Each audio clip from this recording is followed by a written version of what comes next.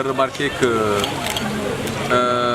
la majorité a utilisé son sport favori, c'est-à-dire le vote mécanique des lois.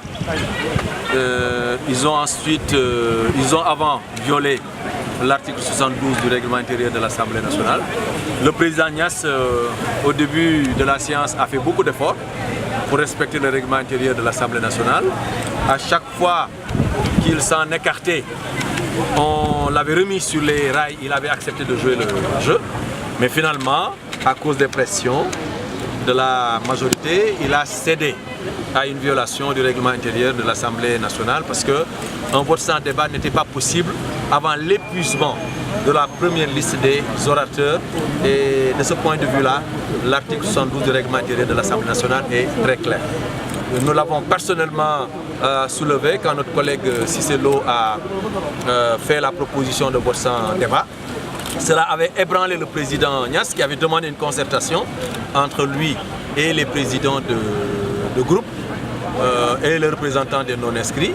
Malheureusement, ces concertations n'ont rien donné et quand il est revenu, il a décidé allègrement de violer la loi.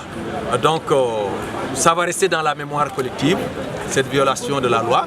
Ça va être comme le congrès sans débat du Parti socialiste. Tout le monde va s'en rappeler que la majorité de Guerlas a décidé de violer la loi et en votant cette loi importante sans débat.